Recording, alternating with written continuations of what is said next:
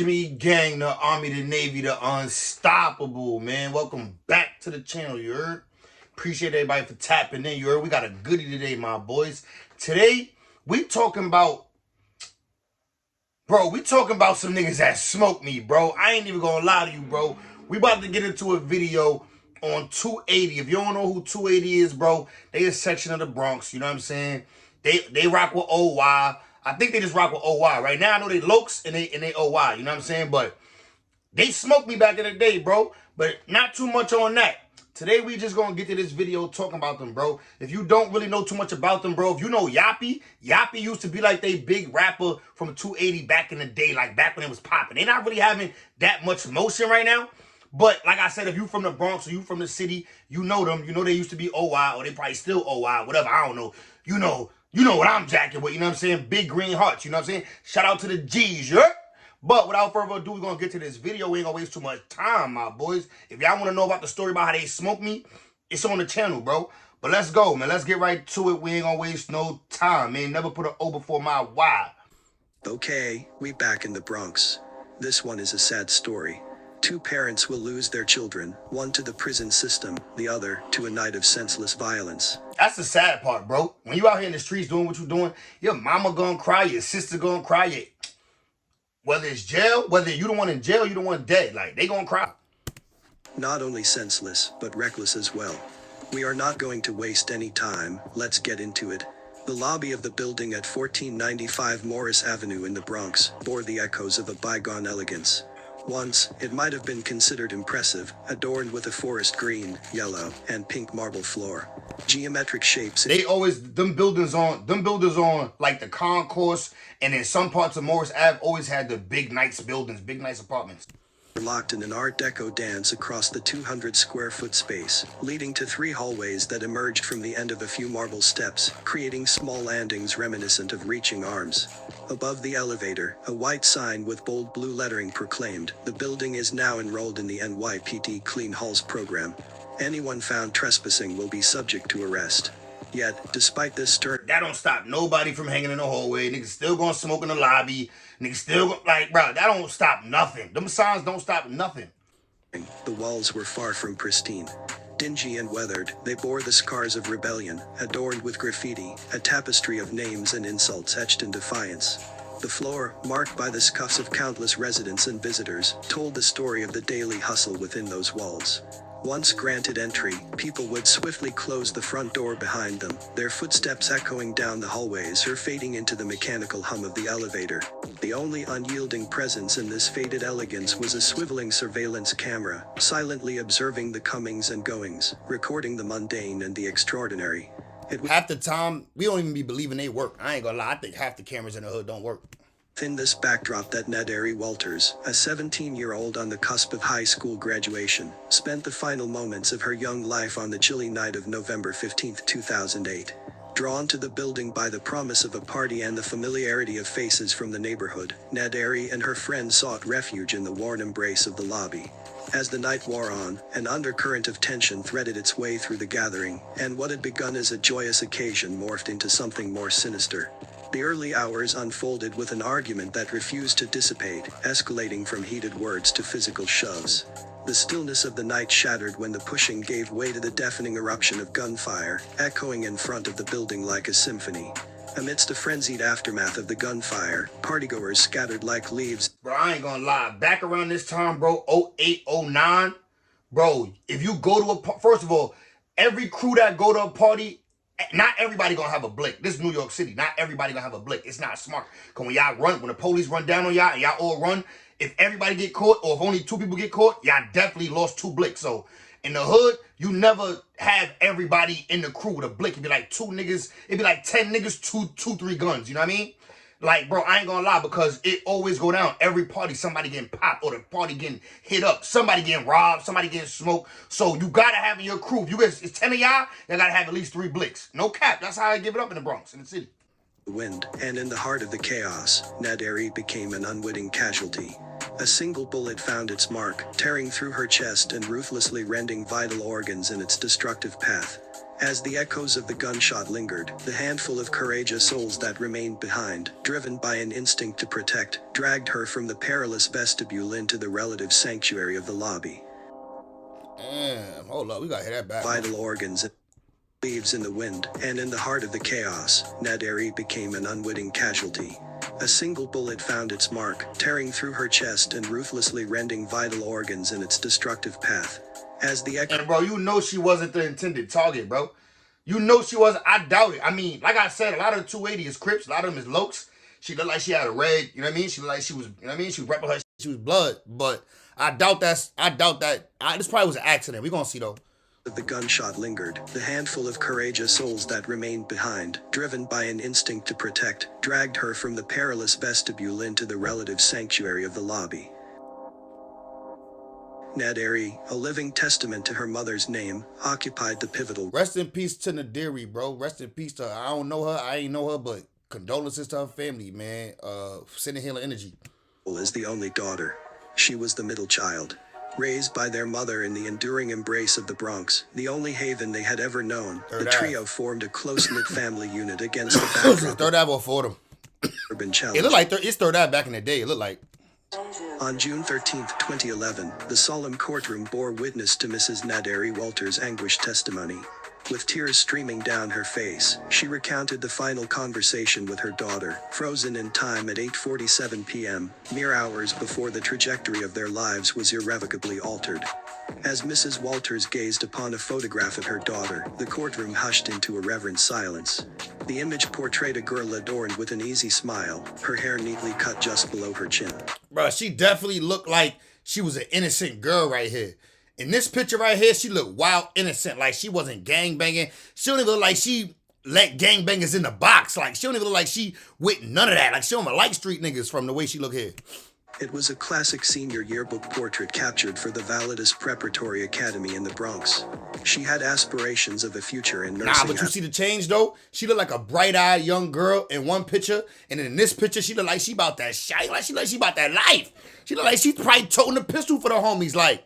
But let me not, you know what I mean? She deceased, so I ain't going. But she look like she definitely probably packing it, you know what I'm saying? She look like one of them joints. I'd pass it off. She like, yo, get that in the party for me. Get that, hand that back over to me when you get in the party, shorty. You know what I'm saying? She look like one of them. Graduation.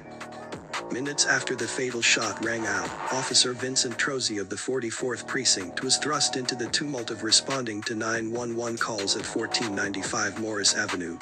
Arriving on the scene mere moments after the tragedy unfolded, he was met with a scene of disarray.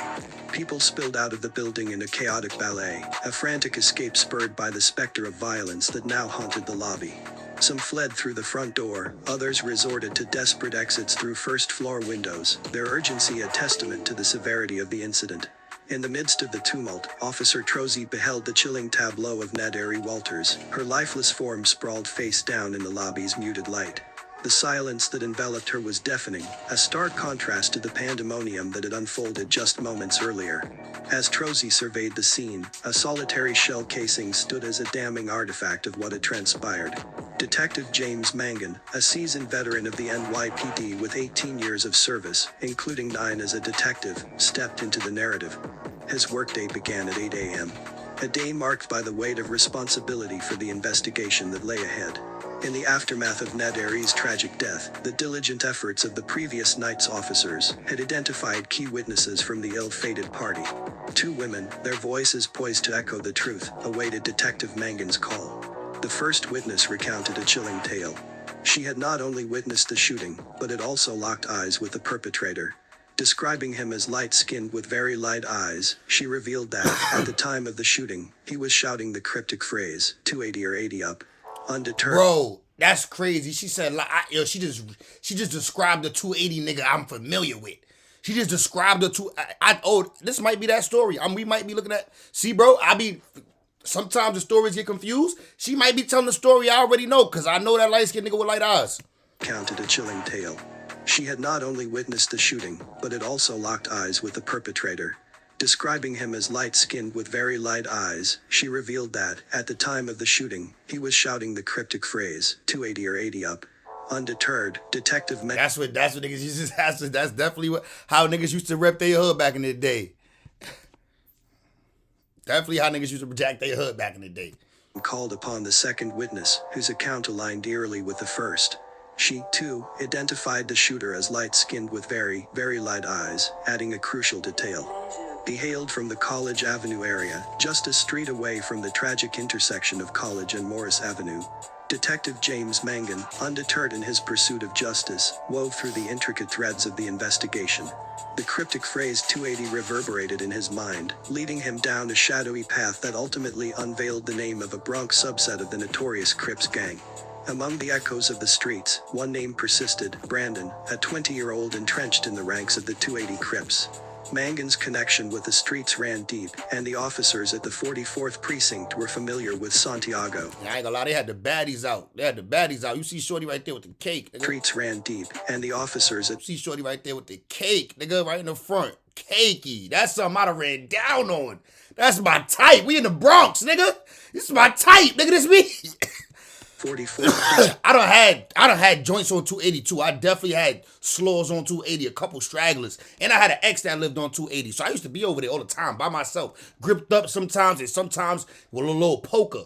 Like, I was going over there. Yeah, I was going over there for the box. I ain't care. I'm one of them niggas that go on a mission for the pussy. Like, I ain't gonna lie. Something wrong with the pussy. Were familiar with Santiago, a face known from a string of previous arrests, tallying 6 in that very year alone. At the time, suspicions hung heavily over him, tagged as... This is just the whole Bronx. They just look like, they look like they just representing the Bronx right now. Because this is just what every hood in the Bronx looked like at this time, bro. Suspect in an attempted murder. The detective delved into the precinct's records to retrieve Santiago's photo, initiating the meticulous process of assembling a lineup. Brandon Santiago's distinctive eyes became a focal point of the investigation. Mangan, who had rarely encountered such a unique hue, described them as an enigma. With precision, he input Santiago's physical description, height, weight, skin tone, and those captivating eyes, into the computer program. The algorithm responded, offering a collection of images that mirrored the suspect. What this tell you, bro? You can't be looking extra irregular. Like, bro, I ain't gonna lie. If a nigga seen me before and he see me again, he gonna know it's me. I got an irregular type look. Like, when you see me, you know it's me. The hair a little light, you know what I'm saying? You gonna just notice the facial track. I never seen the op and then see them again and when we ain't lock eyes and know it's us immediately. Like, I don't care where I'm at. Like, or I never even seen somebody who see me in the past and see me again and not like, yo, ain't that true from, like, always, bro? You get recognized when you got a certain look. This nigga got a specific look. Nigga, how many niggas in the Bronx got light eyes, green eyes? Nigga, like, nigga, if you got green eyes, niggas gonna name you green eyes. That's how rare that is. Like, niggas with green eyes get named green eyes. Cause ain't too many niggas with that. You know what I'm saying? In a tense confrontation, Mangan, accompanied by Detective Malarkey, brought the photo lineup to the doorstep of the first witness. The air crackled with anticipation as she scrutinized each face. Her gaze lingered on the fourth photo, Brandon Santiago. When asked how she recognized him, her response cut through the silence, chilling in its simplicity. He shot my friend. Brandon Santiago's world was anchored on the 5th floor of a building on Finley Avenue in the High Bridge section of the Bronx, a mere 13-minute walk from the site where Naderi met her tragic end, or an 8-minute bus ride for those inclined to avoid the wearisome journey on foot. At 20, Santiago existed on the fringes of conventional paths, neither in school nor employed. Instead... Niggas was definitely on foot. Niggas used to mob out for blocks. Mob out for blocks and blocks and blocks on foot. With a cane, pokers, 2 blicks on foot, bro. Yeah, that's Bronx shit, bro. Brooklyn, all the boroughs, bro. Every borough did it. All in the we mobbing days, 7 days, 7 nights. Like, come on. He found his identity in the labyrinth of gang affiliations, particularly the 280 Crips. The photograph, frozen in time, portrayed the ominous camaraderie of the 280 gang members. Brandon Santiago, positioned at the center of the group, stood out like a haunting figure against the backdrop of his peers. Their collective arms extended, mimicking the menacing gesture of pointing guns at the camera, painted a grim picture of their shared reality. Among the sea of black males, Santiago's complexion was noticeably lighter, and his eyes, an eerie shade of light green bordering on gray, offered a chilling contrast to the collective dark. That was the main reason why they got him. How he looked.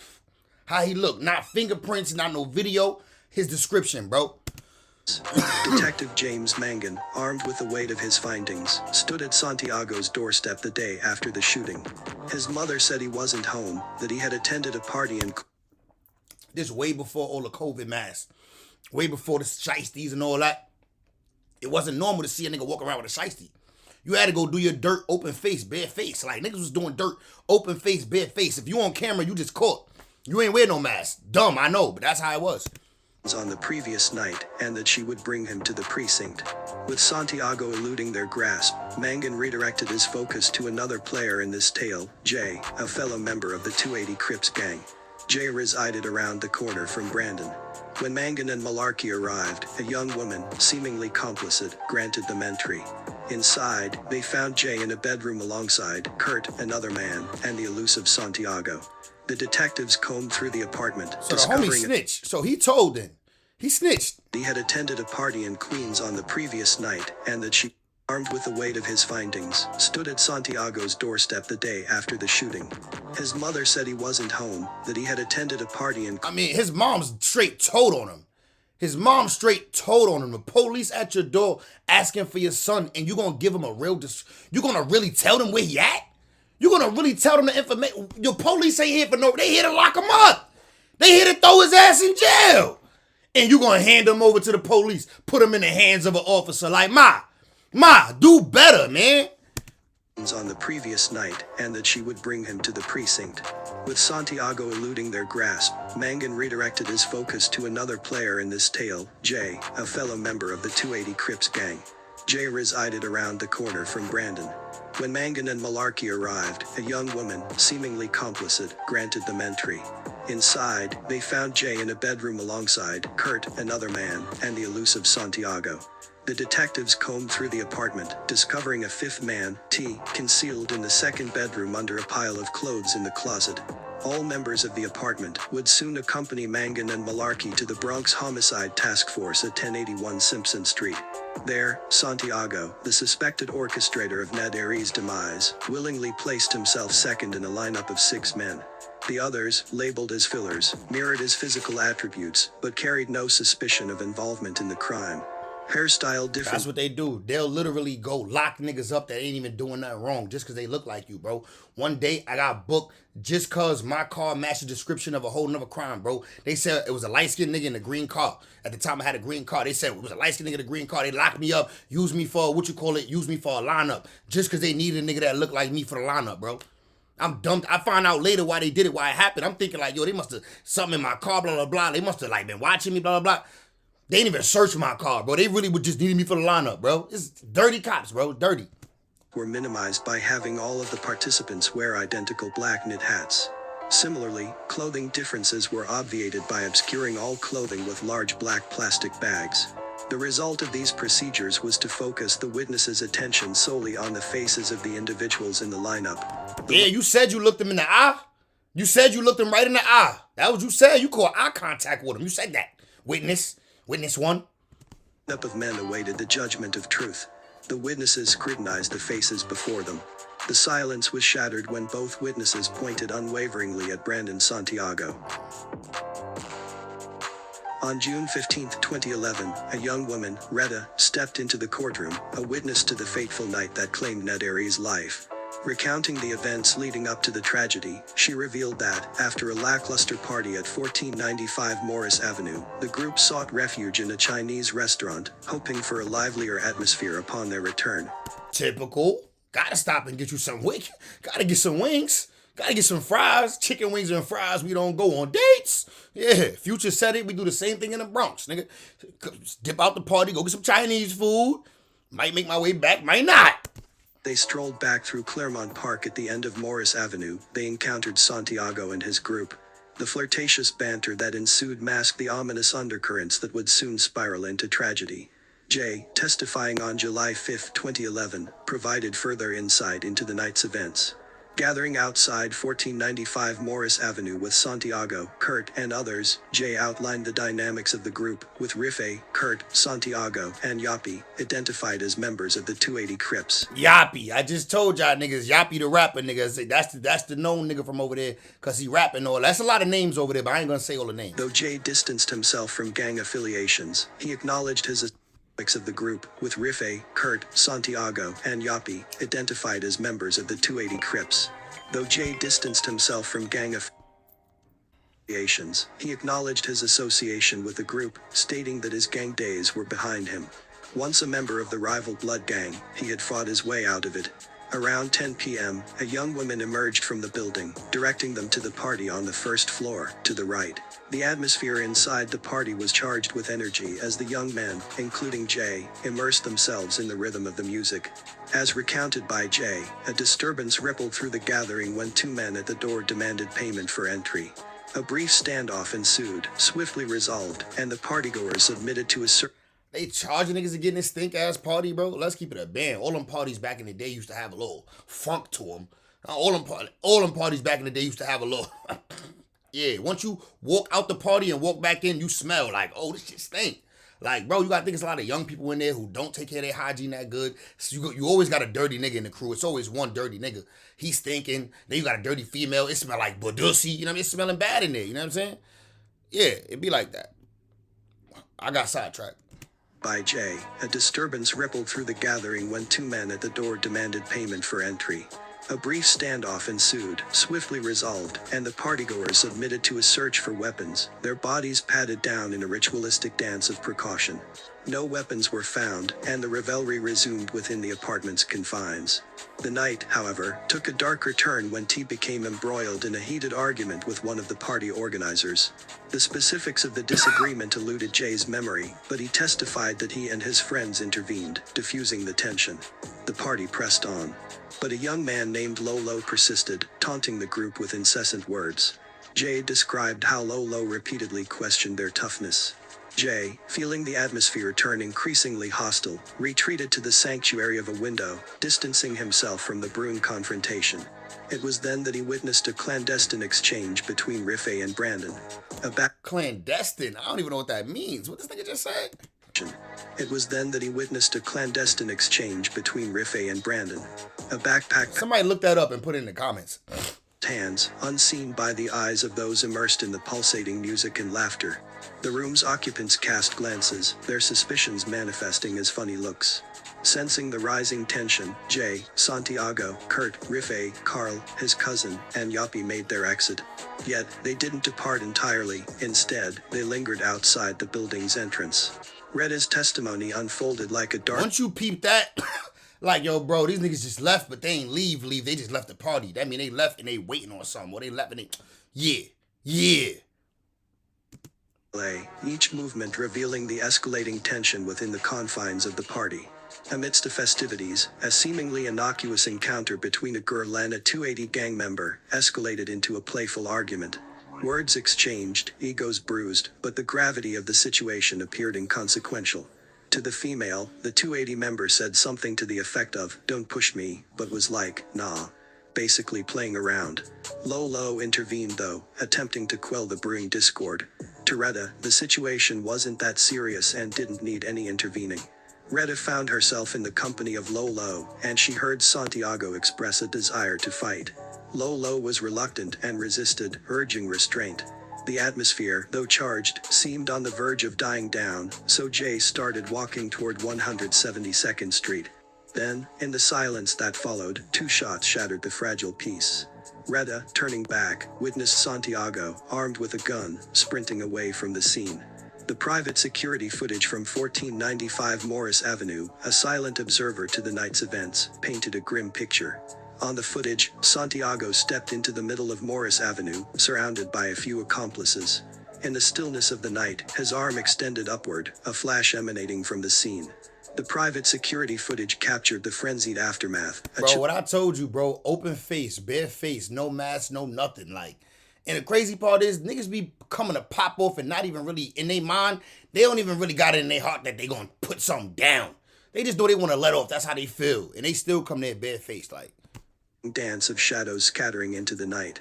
The crowd in front of 1495 Morris Avenue dispersed, a chaotic sea of bodies pushing and shoving, in a desperate bid to escape the haunting echoes of gunfire. In the tumult, Naderi became lost, swallowed by the stampede of fleeing partygoers. As the last echoes of running footsteps faded, Naderi emerged on the footage, crawling amidst the chaos, her desperate attempt to reach the safety of the building's embrace. The crawling continued until, inevitably, it ceased.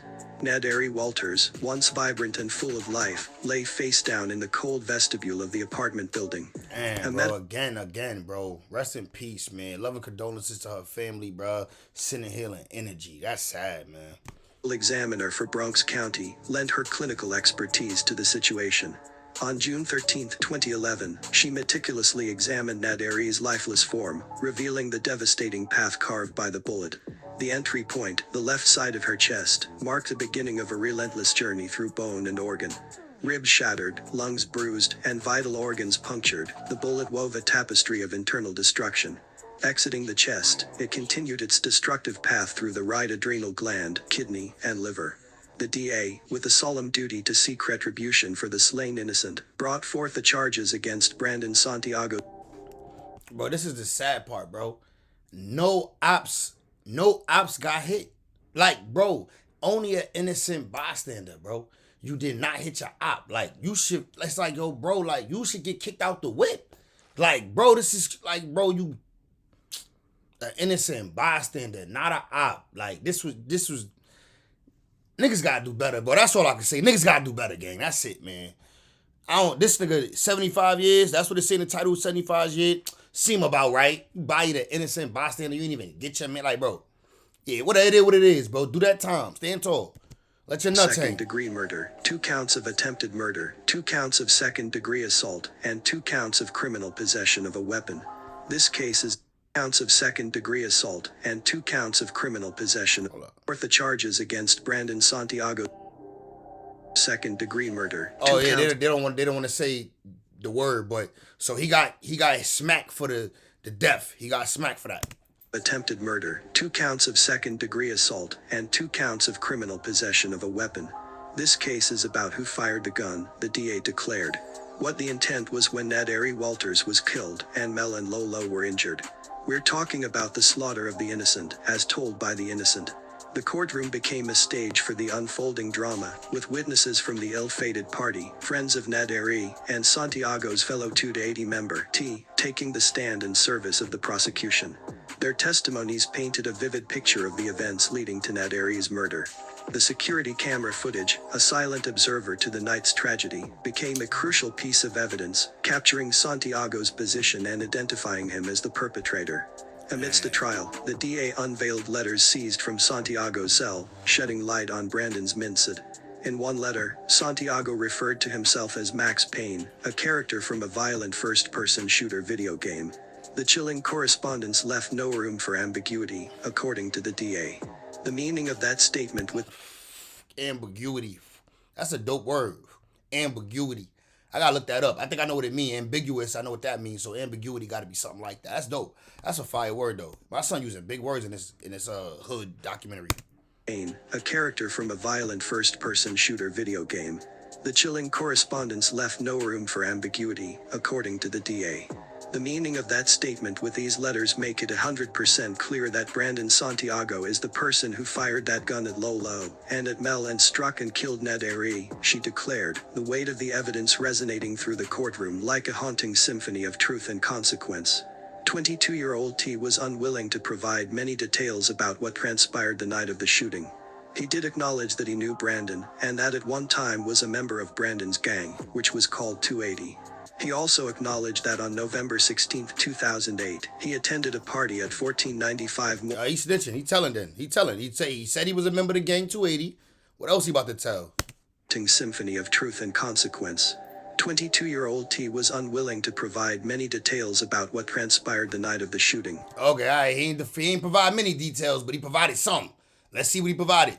He did acknowledge that he knew Brandon, and that at one time was a member of Brandon's gang, which was called 280.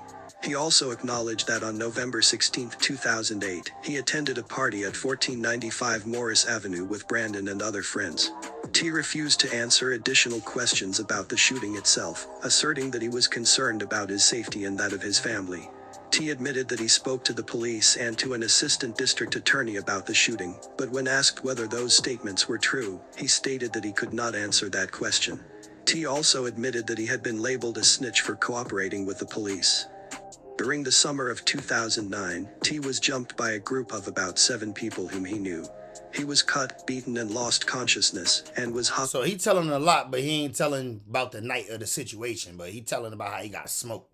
Hospitalized for his injuries. He claimed to have no memory of what was said to him during that assault, but knew that it was a consequence of rumors that he was telling about the shooting. He subsequently left the neighborhood, returning only periodically because he knew people didn't want him around. On June 22, 2011, while the trial was in progress, T was on 168th Street and Morris Avenue with someone he knew as Black, who was also a member of 280. While they were together, a group of people approached, and one of them fired a gun at T, striking him in the arm. T claimed that the foggy weather precluded him from seeing who shot him. T ignored subpoenas and calls from detectives and the assistant district attorney assigned to the case. At one point, T was arrested and taken to a precinct. A detective showed him a letter that Brandon had written to Black, the person who was with T when he was shot. In that letter, Brandon expressed a desire to shoot T. Detectives spoke with T on other occasions, telling him that he had to testify. He expressed a desire to pop him. Okay. Brandon's trial. T repeated several times that he feared for his safety and that of his family, including his newborn son, because his was a rough neighborhood with many gangs, and because nobody likes somebody that snitches. He did not want to testify because he knew what could happen to him. On June 7, 2010, a detective investigator went to T probation office and met T after a scheduled appointment. He then interviewed T, who told him that he was frightened because people in his neighborhood were aware that he had cooperated with the police in the investigation of the shooting. T also described the 2009 assault to the detective, which he thought might have been a consequence of his statement to the police. They met again during the trial of this case, after T was shot. In one meeting, T described the shooting, and shortly before the detective testified, T told him that someone had thrown a brick through the window of the home that T shared with his aunt and uncle. Like the assault. Oh, they was on his act. Nah, they was on him, boy. They was on him, boy. They like, what? You told? Yeah, we got one that you was telling.